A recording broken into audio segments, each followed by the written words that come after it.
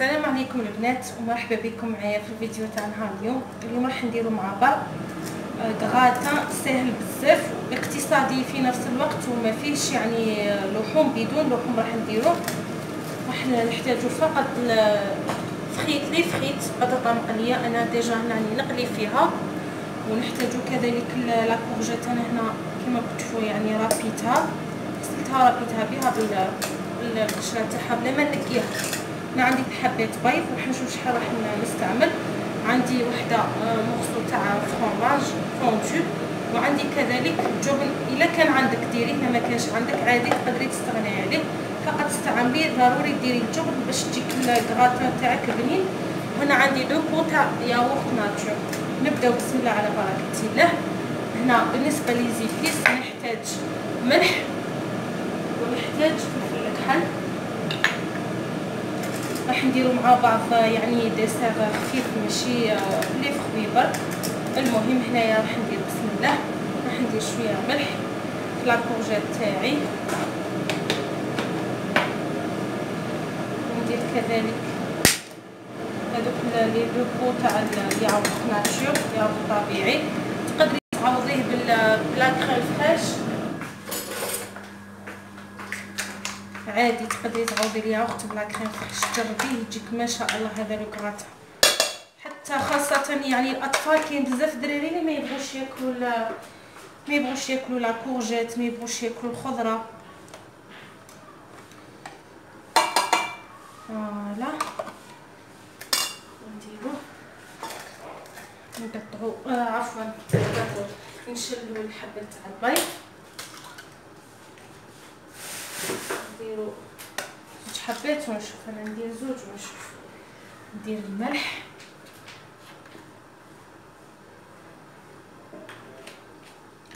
الفلفل كحل ماشي الملح ديجا رانا درناه من قبل. ندير مورسو تاع الجبن. هنا ضروري نخلط بيدي باسكو منا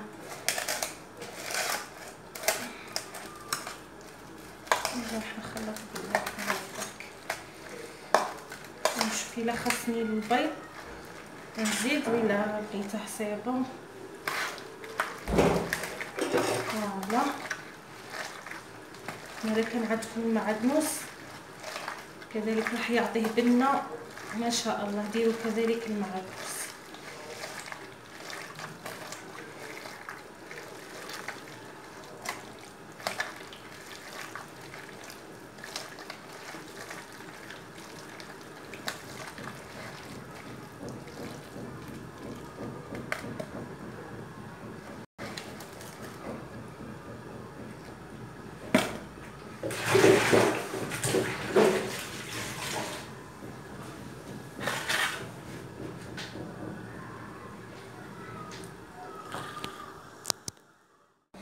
فوالا هنا طوندون تجهز ديالي نقلي في البطاطا. راني خدمت لا صوص طوماط باسكو نحتاجو اون صوص طوماط. درت فيها حبه كبيره طماطم، ملعقه صغيره تاع قهوه طماطم مصبره، شويه ملح شويه فلفل كحل، ودرت فيها كذلك سيبون شويه زيت وزوج سنات تاع ثوم، وقليتهم كاع مع بعض سيتو.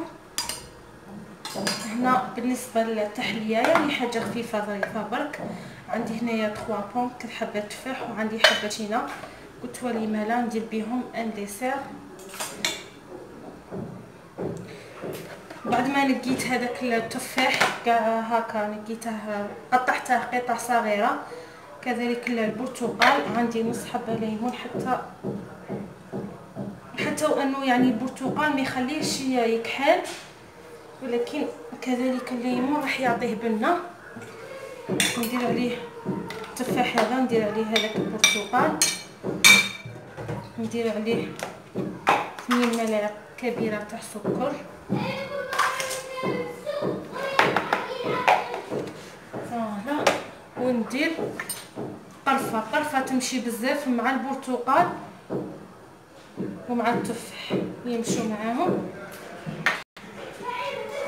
كذلك راح ندير المزار، حتى المزار يمشي مع البرتقال ومع كذلك التفاح. ندير كميه لاباس بها من المزهر. فوالا نختاروا المزهر اللي تكون فيه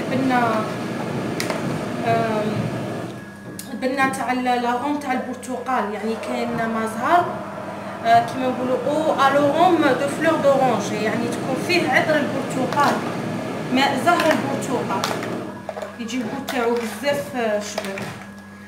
راح نخلطهم مع بعض، نخليهم شويه هذاك التفاح شويه راح يطلقوا الماء تاعهم، نخليهم سيغ كوتي ونروحوا نكملوا الكراتان تاعنا. هنا عندي اسكالوب راح نديرها لكم بواحد الطريقه يجيكم بزاف بنين، يعني حتى ما تكونش عندكم لا كريم فريش ولا يجيكم بزاف شباب. هذا الاسكالوب بهذه الطريقه راح نقطعها هكا قطع صغيره.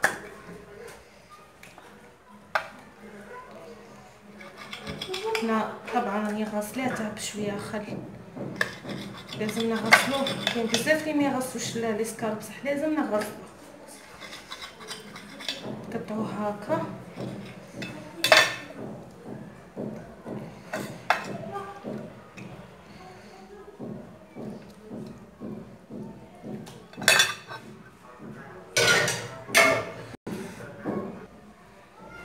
نديروا له شويه كمون، جربوه بهذه الطريقه ورجعوا لي الخبر.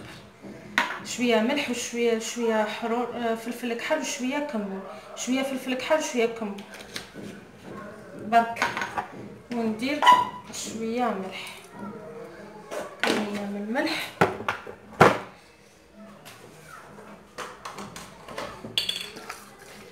بغيتي ترابي فيه سنه تحته رابي، وندير له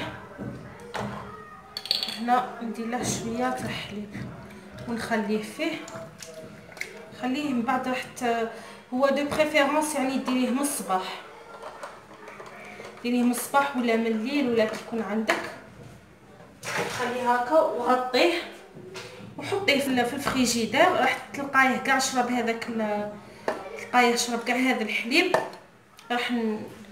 راح نخليه هنايا ونكملوا الوصفه تاعنا ومن بعد راح نرجعوا له. هنا نسيت ما درتهاش من قبل حتى دروك كاني تفكرتها. المهم هنا البطاطا تاعي سي بون راهي تقلات، ندير لها شويه فلفل كحل، ندير لها شويه ملح. راكم تعودتوا معايا بلي انا البطاطا ما نديرلهاش الملح باش ما تشربليش الزيت، منها نستحفظ شويه على الزيت، نستحفظوا ثاني على صحتنا، على جيبنا، على كلشي. فوالا هنا عندي لاصوص طوماط راح نزيدها معاها،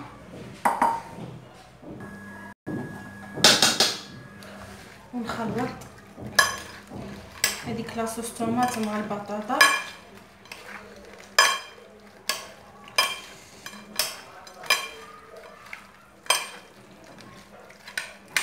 لكن عندكم المعدنوس، انا ما عنديش المعدنوس بصح بالمعدنوس راح يجيكم يزيد يعطيه كو شباب يمشي مع بزاف. هذاك لا كورجيت تشوفوا كيفاه تجي، انا خليتها شويه تزيد تطلق الماء هذاك تاعها، شوفوا كيفاش تجي بزاف، تجي خفيفه شويه ما تقلوهاش. ونفرغوا كاع هذه لا كورجيت نديروها على انا درت غير جوج حبات تاع لا كورجيت، شوفوا ما شاء الله درت جوج حبات صغار، شوفوا الكميه اللي راهو هاني متوسطين، ماشي صغار وماشي كبار، راهو الكميه لاباس بها.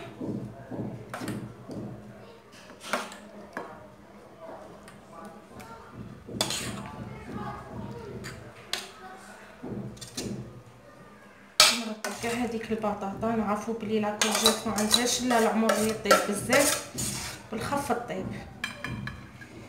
فوالا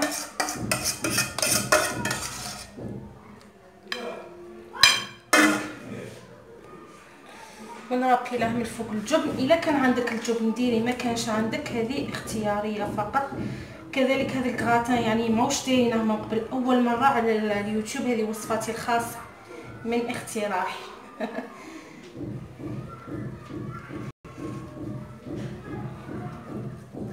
نربي كاع الفرماج من الفوق. اختاروا كذلك نوعيه جيده تاع الفرماج اللي يكون فوالا.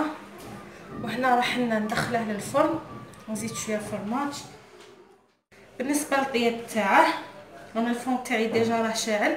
طيبيه قد ما طيب لك هذيك لا كورجيت ويذوب هذا الجبن اللي من الفوق وخرجيه، يعني كل وحده تعرف الفرن تاعها. المهم هذيك لا كورجيت تاعك طيب لك. المهم انا شعلت الفرن تاعي على 200 درجه، راح ندخله في الوسط يطيب. نشعل له درت له الفوغ، يعني يشعل له من الفوق ومن تحت. واللي عندها فرن يشعل فقط يعني يشعل فقط من تحت ولا من الفوق، تشعل له من تحت وطلع السميد تاعها هذا عفوا تشعل له من الفوق وتهود السميد تاعها قاعد تحت هكاك، يعني حتى المول تاعها قاعد تحت حتى طيب لك لا كورجيت تاعك مليح. هنا درت الزيت تاعي حمى، وهنا هذاك لي سكالوب اللي كنا درناه في الحليب راح نجبد فقط حتى ما نسخش الحاله.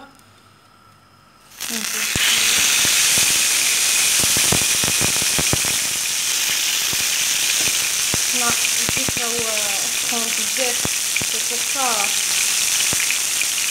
راح نزيد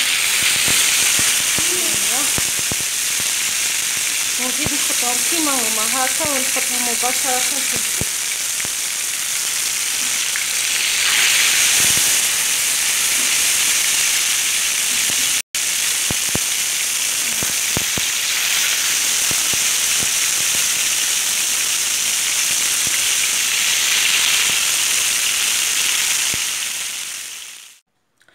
كانت هذه هي الوجبه اللي كنا حضرناها مع بعض، لو غراتان وهذوك لي سكالوب اللي قليناهم في كيما شفتوا، يعني درناهم في الحليب ودرناهم شويه زيت.